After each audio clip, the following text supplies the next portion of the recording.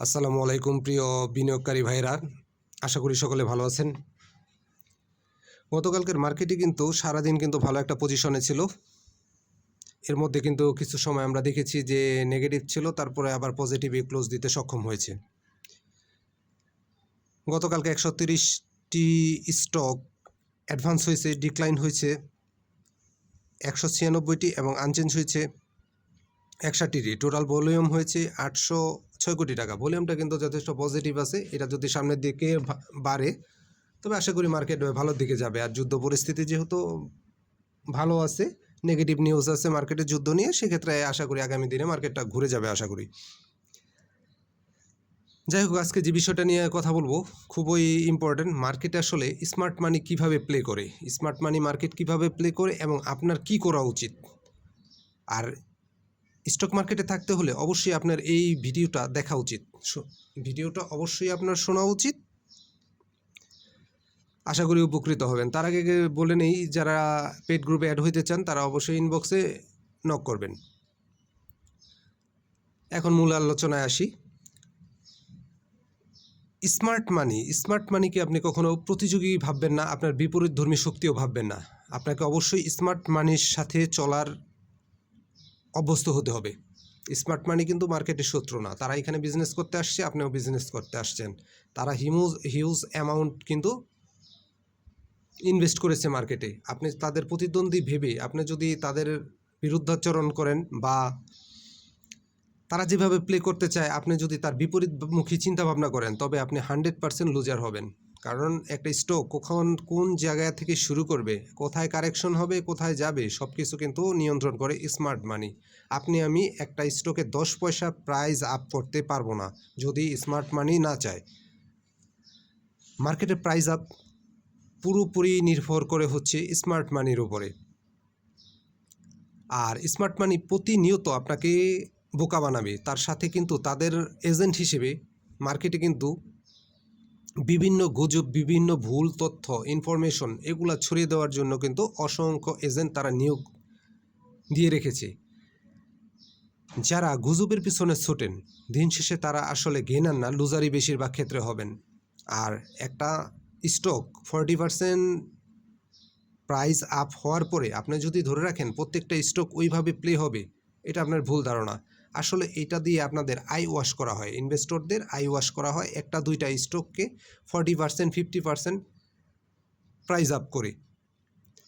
আপনি যখন আপনার হাতে থাকে স্টকটা আপনি অনেক উপরে গিয়ে বাই করেছেন, তখন আপনার বোঝা উচিত যে এই স্টকটা নাও যেতে পারে। এই জন্য আপনার বিকল্প একটা চিন্তাও থাকা উচিত যে এটা ডাউন ট্রেন্ডে আসলে আপনার একটা কী পরিকল্পনা আছে, ডাউন ট্রেন্ডে আসলে আপনি কি করবেন।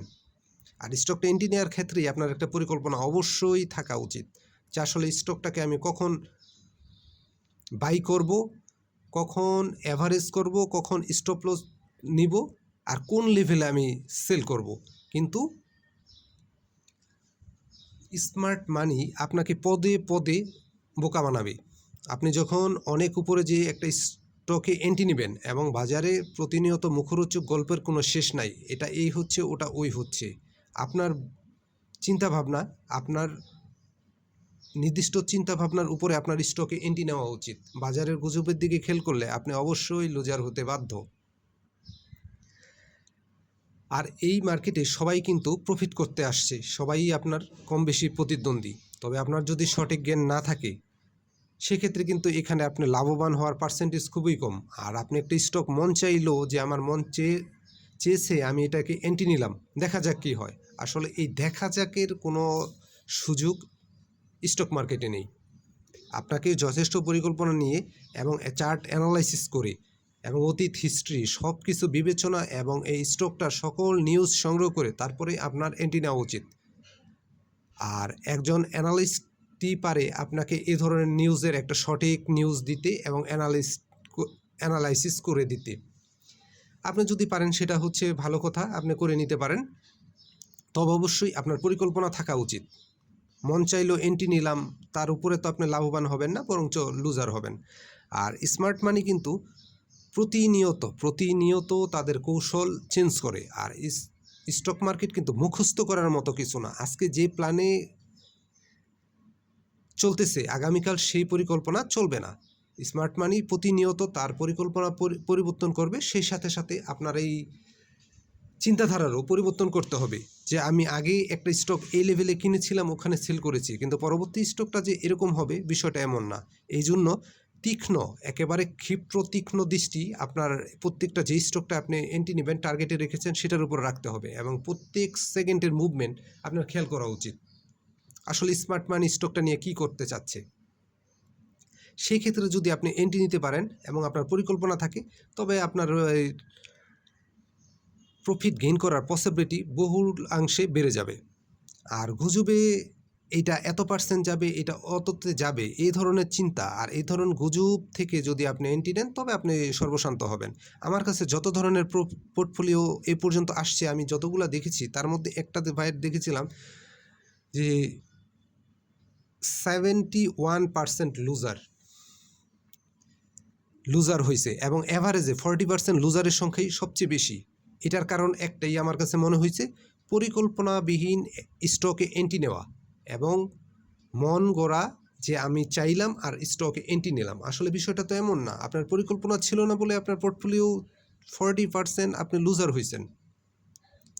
আর এখানে আপনি যদি ভুল জায়গায় এন্ট্রি নিয়ে ফেলেন তাহলে লুজার হওয়া ছাড়া এখানে বিকল্প কোনো অপশন নাই। সেক্ষেত্রে আপনি কতটুকু লস নেবেন সেটারও তো আপনার পরিকল্পনা থাকা উচিত ছিল। আর আপনি 30-40% উপরে গিয়ে একটি স্টকে এন্ট্রি নেবেন, সেক্ষেত্রে তো আপনি একেবারে 100% রিস্ক নিয়েই নিচ্ছেন। সেক্ষেত্রে আপনার তো একটা পরিকল্পনা থাকা উচিত। এবং অনেক ভাই দেখি ওই সব স্টক উপরে নিয়ে 30% বা 30% লুজার হয়ে বসে থাকেন। আসলে এটা পরিকল্পনার অভাব। আপনি যদি না বুঝে থাকেন সেক্ষেত্রে আপনি যে বুঝে তার থেকে পরামর্শ নিতে পারতেন। আর আপনি গুজবের পিছনেই বা কেন ছোটেন? আপনি সময় নিয়ে ট্রেড করেন, সময় নিয়ে ধৈর্য সহকারে ক্যান্ডেল অ্যানালাইসিস করে আস্তে ধীরে স্টক নেন। আপনার তো রেগুলার ট্রেড নেওয়ার দরকার নেই, আপনি মাসে একটা ট্রেড নেন, তাতেও যাতে আপনার লস না হয়ে আপনার যাতে প্রফিট হয়, কম হোক বেশি হোক, যাতে আপনার প্রফিট হয়। আপনি মাসে একটা ট্রেড নেন, আপনার বেশি নেওয়ার দরকার নাই। আপনার রাতারাতি কেন আপনি ধনী হওয়ার চিন্তা ভাবনা করেন? পৃথিবীতে শর্টকাট কোনো পথ নাই। সময় নিয়ে ধৈর্য সহকারে যদি এই স্টক মার্কেটে আপনার থাকতে হয়, অবশ্যই সময় নিয়ে ধৈর্য সহকারে ট্রেড করতে হবে। বুঝে শুনে ট্রেড ছাড়া আপনি কখনোই লাভবান হতে পারবেন না। দিন শেষে কিন্তু আপনি লুজার হবেন এবং সর্বশান্ত হবেন। স্মার্ট মানির সাথে চলার চেষ্টা করেন, তাদের আচরণ বোঝার চেষ্টা করেন। আর গুজবের পেছনে এই স্টক, একটা দুইটি স্টক যেতে পারে, একটা দুইটা তো সামগ্রিক চিত্র না, মার্কেটের সামগ্রিক চিত্র একটা দুইটা স্টক 40% বা 100% গেল, এইটা তো কোনো সামগ্রিক চিত্র হইতে পারে না। এই নিয়ে যদি আপনি মার্কেট বিবেচনা করেন, অবশ্যই আপনি লুজার হবেন। আপনি আপনার নিজস্ব থিঙ্কিংয়ের মধ্যে থাকেন, আপনার চিন্তাভাবনার মধ্যে থাকেন, গুজবে কান দিবেন না। গুজব মানে আপনি সর্বশান্ত হওয়া। আর আপনি কখনোই স্মার্ট মানির এগেনস্টে চলে কখনোই আপনি এই মার্কেটে প্রফিট করতে পারবেন না। স্মার্ট মানির আচরণ যদি আপনি বুঝতে পারেন তাহলে এই মার্কেট থেকে আপনার প্রফিট করার পসিবিলিটি 100% বেড়ে যাবে।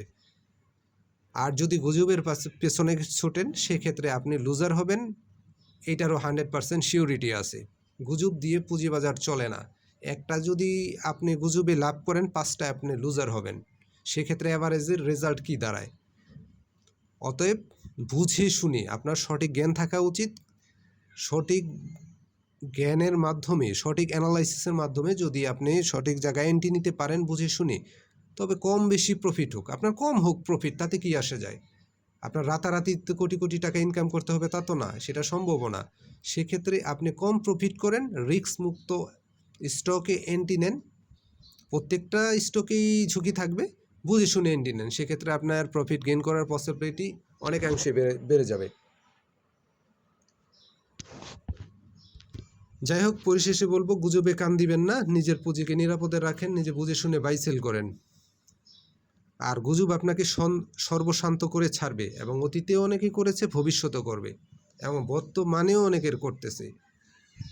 বুঝে শুনে সময় নিয়ে ট্রেড করেন, সঠিক জায়গায় এন্ট্রি নেওয়ার চেষ্টা করেন। আপনি এন্ট্রি নিতে পারেন যদি আপনার কাছে মনে হয় যে না, হ্যাঁ, এই স্টকটা ওই পর্যন্ত যাওয়ার যথেষ্ট সম্ভাবনা আছে, সেক্ষেত্রে আপনি নেন, তবে আপনার পরিকল্পনা থাকা উচিত। ধন্যবাদ, ভালো থাকেন, নিজের পুঁজিকে নিরাপদে